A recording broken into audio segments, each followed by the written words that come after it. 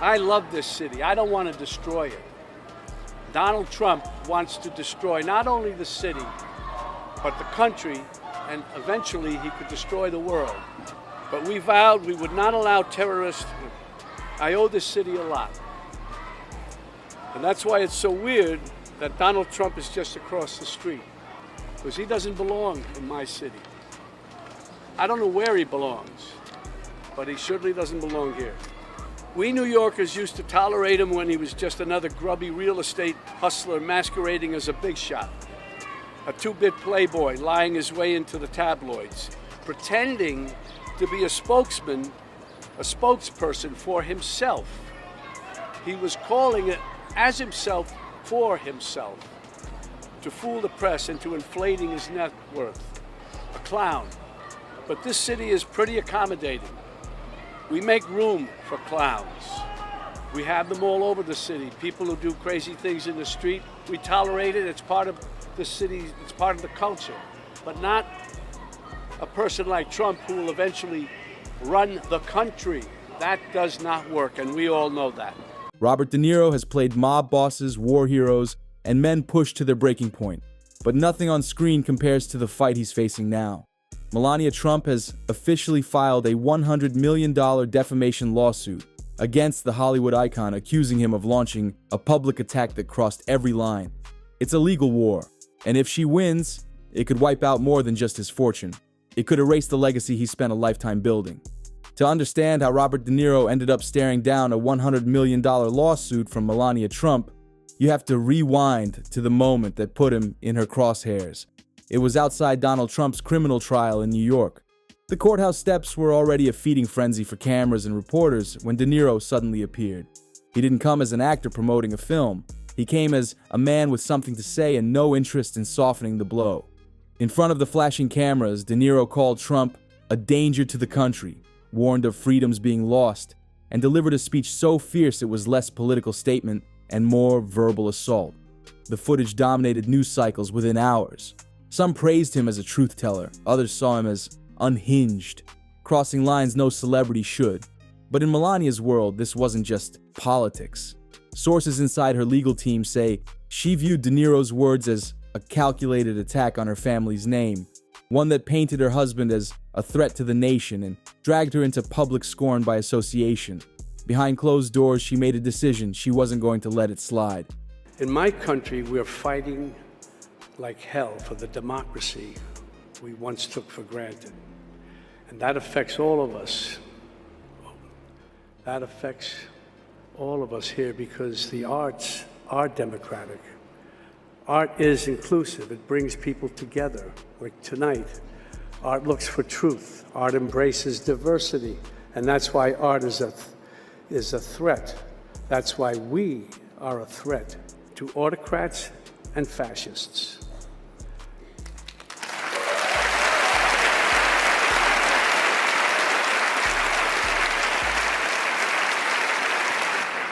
America's Philistine president has had himself appointed head of one of our premier cultural institutions. He has cut funding and support to the arts, humanities, and education. And now he has announced a 100% tariff on films produced outside the U.S. Let that sink in for a minute. You can't put a price on creativity, but apparently you can put a tariff on it. Of course, this is unacceptable. All these attacks are unacceptable. And this isn't just an American problem. It's a global one. Unlike a film, we can't just all sit back and watch. We have to act, and we have to act now. Without violence, but with great passion and determination. It's time for everyone who cares about liberty to organize, to protest, and when there are elections, of course, to vote. Weeks later, the paperwork was filed. The claim that De Niro's comments were defamatory, malicious, and deliberately designed to inflict reputational damage. The price tag attached to that accusation, $100 million. And with that, a Hollywood legend found himself pulled into a legal battle that could cost him far more than money. The morning the lawsuit went public, It was everywhere at once. News alerts pinged across phones before sunrise. Cable networks broke from regular programming to run the headline in bold red: Melania Trump sues Robert De Niro for $100 million. Within minutes, the details began spilling out. Court documents accused De Niro of delivering a targeted and malicious verbal assault during his speech outside Donald Trump's trial, claiming his remarks weren't just political opinion. They were calculated to damage reputations and stir public hatred. The filing cited direct quotes, replaying them in black and white, stripped of the energy and passion that fueled them in real life. On paper, they read like cold, deliberate attacks. Reporters swarmed outside De Niro's Manhattan home. Helicopters buzzed overhead. The steps of the courthouse where he had once spoken freely were now the stage for a very different kind of drama. Legal analysts warned that the $100 million figure wasn't just a number, it was a statement. This wasn't about settling quietly.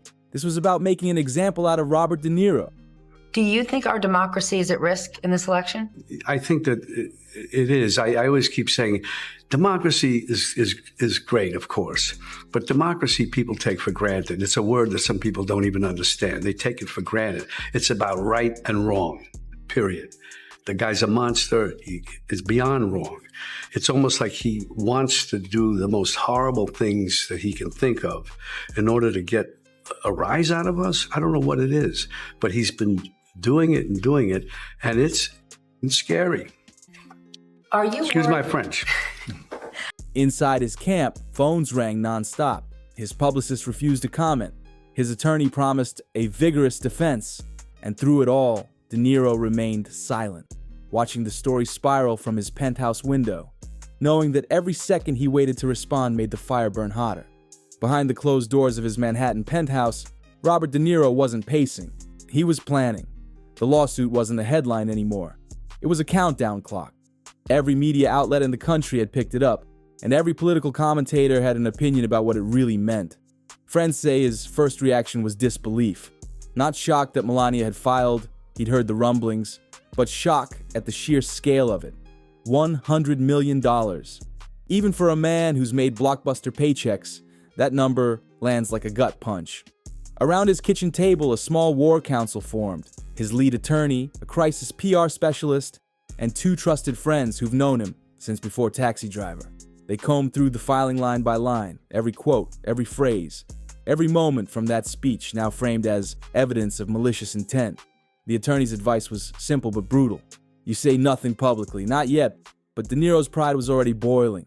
The idea of staying quiet while his name was dragged through the mud gnawed at him. He's built a career on speaking his mind, on owning every word. And now, those same words could be used to take him down. One friend tried to calm him, warning that one wrong statement could hand Melania's team exactly what they needed. Stupid. Silly. It's not necessary? No. It's just a, as everybody says, it's just the Trump with his big ego saying, I want a wall. And he's going to be obstinate until he gets, it's all stupid. It's all stupid stuff. What's the matter with him? That's a good question. What's the matter? Well, we have to get rid of him. We Americans have to get rid of him. De Niro only nodded, but his eyes told another story. This wasn't a man preparing to retreat. This was a man getting ready to fight. On the surface, this was a $100 million lawsuit. But anyone who's been through a public legal war knows money is just the headline.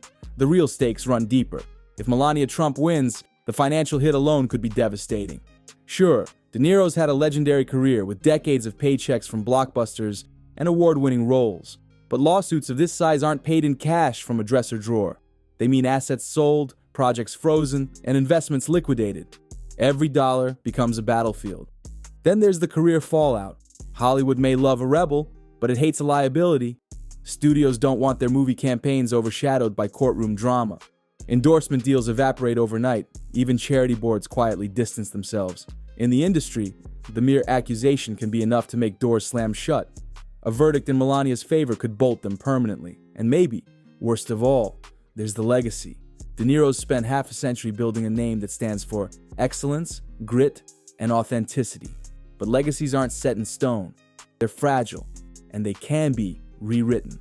Lose this case, And the final chapters of his story wouldn't be about Raging Bull or The Godfather Part 2. They'd be about a public defeat in a courtroom, his name forever linked to one of the most expensive losses in celebrity history. I mean, he's so blatantly stupid. He's a punk, he's a dog, he's a pig, he's a con, a bullshit artist, a mutt who doesn't know what he's talking about, doesn't do his homework, doesn't care, thinks he's gaming society, doesn't pay his taxes. He's an idiot. Colin Powell said it best. He's a national disaster. He's an embarrassment to this country. It makes me so angry that this country has gotten to this point, that this fool, this bozo, has wound up where he has. He talks how he wants to punch people in the face. Well, I'd like to punch him in the face. For Robert De Niro, the stakes aren't just high, they're personal. This isn't about keeping his fortune, it's about keeping his place in history. For days, Robert De Niro stayed quiet. No statements, no interviews, just the occasional glimpse of him ducking into a black SUV, head down, avoiding the swarm of cameras outside his building. The press was hungry, and the lack of a response only made them hungrier. Then it happened. Late one night, an audio clip began circulating online, grainy, muffled, but unmistakably his voice. In it, De Niro can be heard speaking to a close friend, his tone sharp, his patience gone. "She thinks she can scare me with a number on a piece of paper. I'll fight her in every court in America if I have to," he says. There's a pause, and then, more quietly, but just as fierce, "I'm not backing down. Not now. Not ever." Within hours, the clip was everywhere. Trending hashtags, morning radio shows, political podcasts. News anchors called it the De Niro Meltdown, replaying the audio on a loop alongside his most fiery courtroom steps footage. Supporters praised his defiance. Critics called it arrogance. But inside his legal team, the mood was grim. That recording, whether leaked by accident or design, was now evidence in the court of public opinion. And in a case where every word would be dissected by lawyers and jurors alike, one emotional outburst could be the kind of slip that costs him everything. We're in a very bad situation. I remember you and I about 5-6 years ago talking. I'm down at the Spring Studios, something about, I said, what just happened, just happened. No, it didn't happen. It's all about truth. And what we have here is a denial of truth all over the place. And even the speech that he made after is insane. It's just insane, and I'm very, very concerned about it. I think we all are. It's insane. So that's why I felt I had to do something, say something about it, to go on record. Just when it seemed the lawsuit was the whole story, a detail buried deep in the court filings sent shockwaves through the legal world. Tucked between the accusations and the $100 million demand was a reference to additional claims pending review. To most people, it sounded like legal jargon. But to the seasoned lawyers and political insiders reading between the lines, it meant something else entirely. Melania's team might not be finished. This lawsuit could just be the opening salvo in a broader legal assault, one that could drag De Niro through months, even years, of depositions, hearings, and relentless public scrutiny. Then came the whispers, anonymous sources hinting that other high-profile figures could be drawn into the case, that private communications and behind-the-scenes deals might surface. The kind of revelations that don't just end careers, they burn reputations to the ground. For De Niro, it was a gut punch. Winning this battle might not end the war, and if more claims were coming, the fight of his life had barely begun. The cameras outside his home caught him leaving the next morning. No sunglasses, no smile, just a hard, focused stare. Whatever was coming, Robert De Niro was walking straight into it. Robert De Niro has faced down mob bosses, corrupt politicians, and ruthless rivals on screen. But this time, the script is real, and the stakes couldn't be higher. Melania Trump's $100 million defamation lawsuit isn't just about money. It's about power, pride, and the kind of public reckoning that can redefine a man's legacy overnight. If he wins, it will be seen as one of the boldest victories in celebrity legal history, proof that not even the most high-profile political figures can silence him. But if he loses, the price won't just be measured in dollars. It'll be his reputation, his influence, and the way history remembers his name. For now, the case moves forward, the cameras keep rolling, and the world keeps watching. Because in this fight, every word matters, and the next one he speaks could change everything. If you guys liked today's video, make sure you like and subscribe to the channel, and I'll see you guys in the next one. Peace.